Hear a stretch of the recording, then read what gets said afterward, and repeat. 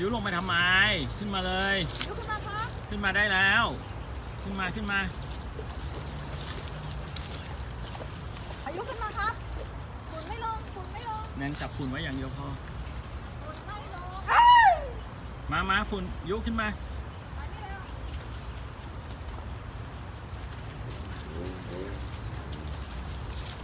อายุเอา